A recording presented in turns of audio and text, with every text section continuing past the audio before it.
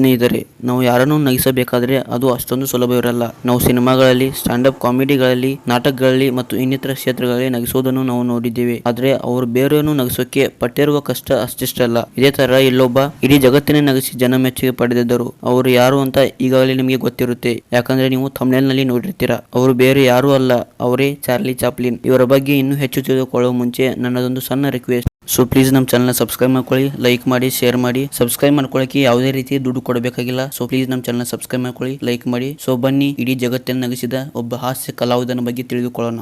Charlie Chaplin ಅವರು 16 April 1889ರಲ್ಲಿ London ನಗರದಲ್ಲಿ ಜನಿಸ್ತಾರೆ. ಇವರ ತಂದೆ ಚಾರ್ಲ್ಸ್ ಸ್ಪೆನ್ಸರ್ ಚಾಪ್ಲಿನ್, ಇವರ ತಾಯಿ ಹನ್ನಾ ಚಾಪ್ಲಿನ್. ಇವರು ಸಂಗೀತ ಕ್ಷೇತ್ರದಲ್ಲಿ ಹಾಡುಗಾರರು ಮತ್ತು ಜೂನಿಯರ್ ಆರ್ಟಿಸ್ಟ್ ಕೂಡ ಆಗಿದ್ರು.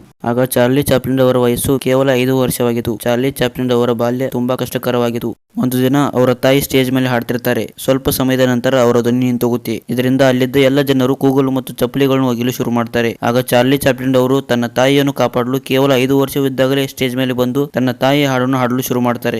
ಇದು ಚಾರ್ಲಿ ಚಾಪ್ಲಿನ್ ಅವರ ಧ್ವನಿಯಲ್ಲಿ ತುಂಬಾನೇ ಕಾಮಿಡಿ ಹಾಗೂ ತಮಾಷೆಯಾಗಿತ್ತು. ಇದು ಜನರಿಗೆ ತುಂಬಾನೇ ಇಷ್ಟವಾಗುತ್ತೆ. ನಂತರ ಸ್ಟೇಜ್ ಮೇಲೆ ಹಣದ ಸುರಿಮಳೆ ಶುರುವಾಗುತ್ತೆ. ಇದು ಚಾರ್ಲಿ ಚಾಪ್ಲಿನ್ ಅವರು ಕೇವಲ 5ನೇ ವರ್ಷದಲ್ಲಿ ಗಳಿಸಿದ ಮೊದಲ ಆದಾಯವಾಗಿತ್ತು.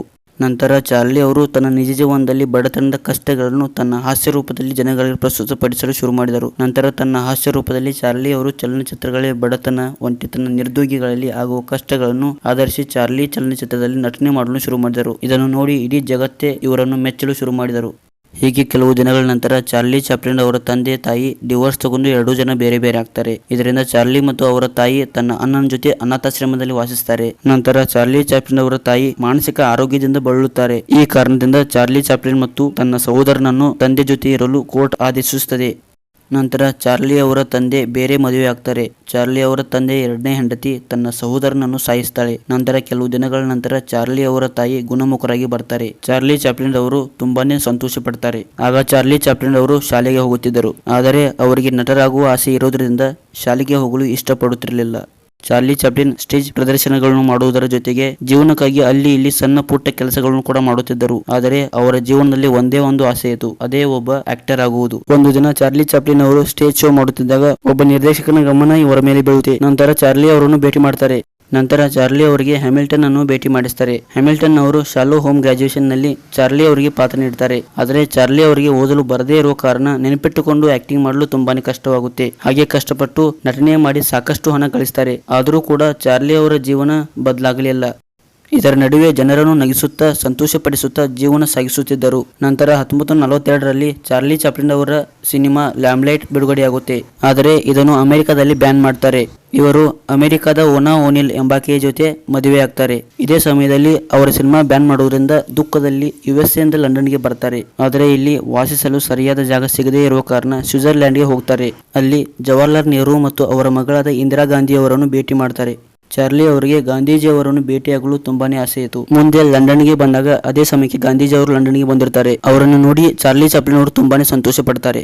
ನಂತರ ಭಾರತದ ಸ್ವಾತಂತ್ರ್ಯ ಚಳವಳಿಗೆ ಬೆಂಬಲ ನೀಡುತ್ತಾರೆ. ಚಾರ್ಲಿ ಅವರು ಹಾಸ್ಯ ಮತ್ತು ನಟನೆಯಿಂದ ಪ್ರಶಸ್ತಿಗಳನ್ನು ಪಡೆಯುತ್ತಾರೆ. 1940ರಲ್ಲಿ ದಿ ಗ್ರೇಟ್ ಡಿಕ್ಟೇಟರ್ ಸಿನಿಮಾದಿಂದ ಬೆಸ್ಟ್ ಆಕ್ಟರ್ ಮತ್ತು 1952ರಲ್ಲಿ ಲೈಮ್ಲೈಟ್ ಸಿನಿಮಾದಿಂದ ಆಸ್ಕರ್ ಪ್ರಶಸ್ತಿಗಳನ್ನು ಪಡೆಯುತ್ತಾರೆ. ಆ ಸಮಯದಲ್ಲಿ ಚಾರ್ಲಿ ಅವರು ತುಂಬಾನೇ ಹೆಚ್ಚು ಜನಪ್ರಿಯವಾಗಿರುತ್ತಾರೆ. ಇಂದಿಗೂ ಅಲ್ಲಿನ ಜನರು ಅವರ ಸಿನಿಮಾಗಳನ್ನು ನೋಡುತ್ತಾರೆ. ಒಂದು ಕಾಲದಲ್ಲಿ ಆಲ್ಬರ್ಟ್ ಐನ್ಸ್ಟೈನ್ ಕೂಡ ಚಾರ್ಲಿ ಅವರನ್ನು ಭೇಟಿಯಾಗಿ ನಾನು ನಿಮ್ಮ ಅಭಿಮಾನಿ ಎಂದು ಹೇಳಿದರಂತೆ. ನಂತರ ಮೈಕಲ್ ಜಾಕ್ಸನ್ ಕೂಡ ಚಾರ್ಲಿ ಚಾಪ್ಲಿನ್ ಅವರಂತೆ ಆಗಲು ಬಯಸಿದ್ದರು, ಏಕೆಂದರೆ ಅವರ ಜೀವನವು ನೋವಿನ ನೆರಳಿನಲ್ಲಿಯೂ ಸಂತೋಷವನ್ನು ಕಲಿಸುವ ಕಥೆಯಾಗಿದೆ ಎಂದು ಒಂದು ಇಂಟರ್ವ್ಯೂನಲ್ಲಿ ಹೇಳಿದರಂತೆ.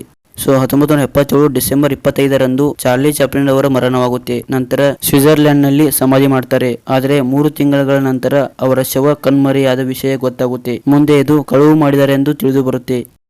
5 ವಾರಗಳ ನಂತರ ಪೊಲೀಸರು ಕಳ್ಳತನ ಮಾಡಿದವರನ್ನು ಹಿಡಿದು ಬಂಧಿಸ್ತಾರೆ ಮತ್ತು ಇನ್ನೂ 2 ಬಲ್ಗೇರಿಯಾದ ಮೆಕ್ಯಾನಿಕ್ಗಳು ಚಾರ್ಲಿ ಸತ್ತ ದೇಹವನ್ನು ಇಟ್ಟುಕೊಂಡು ಹಣ ಕೇಳುತ್ತಿದ್ದರು. ನಂತರ ಅವರನ್ನು ಕೂಡ ಬಂಧಿಸಲಾಗುತ್ತೆ. ಸ್ನೇಹಿತರೆ, ಇದಾಗಿತ್ತು ಚಾರ್ಲಿ ಚಾಪ್ಲಿನ್ ಅವರ ಸಾವಿನ ರಹಸ್ಯ. ಸೊ ವಿಡಿಯೋ ಇಷ್ಟವಾದರೆ ಲೈಕ್ ಮಾಡಿ, ಶೇರ್ ಮಾಡಿ, ಹಾಗೆ ನಮ್ಮ ಚಾನಲ್ನ ಸಬ್ಸ್ಕ್ರೈಬ್ ಮಾಡ್ಕೊಳ್ಳಿ. So thanks for watching.